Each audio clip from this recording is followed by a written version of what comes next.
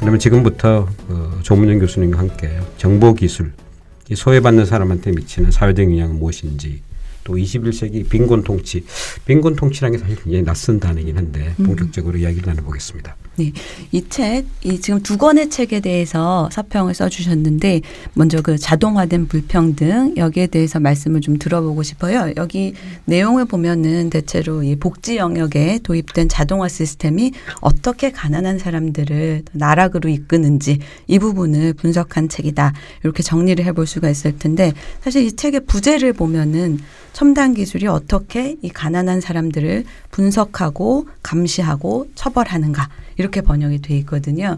그러니까 여기서 저는 서평을 읽으면서 이 형벌적 빈곤 통치, 그다음에 빈곤의 형벌화 이런 말들이 콱 와서 부딪혔거든요.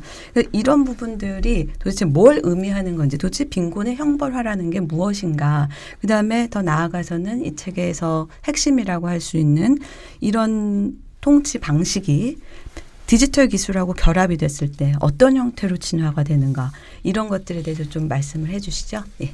그러면은 책 소개를 먼저 네네. 할까요?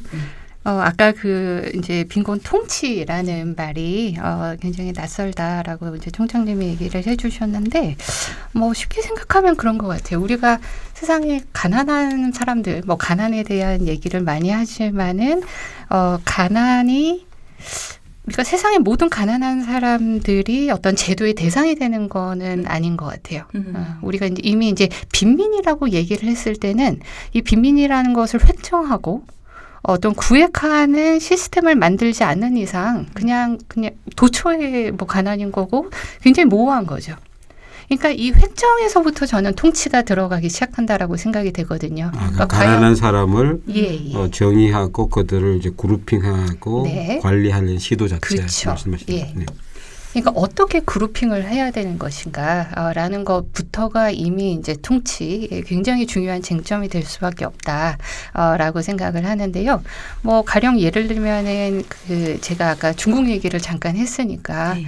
그러니까 중국에서도 개혁 개방 이후에 이제 상당히 많은 어떤 빈부격차라든가 불평등 뭐 이런 문제들이 이미 80년대부터 터져 나왔고, 그때 우리가 그냥 객관적으로 봤을 때 가장 찢어지게 가난한 사람들은 농민들이었어요. 그리고 이제 농촌에서 올라와서 도시에서 일하는 사람들이었는데, 근데 굉장히 흥미로운 건 이 사람들이 80년대, 90년대 중국에 굉장히 많았단 말이죠.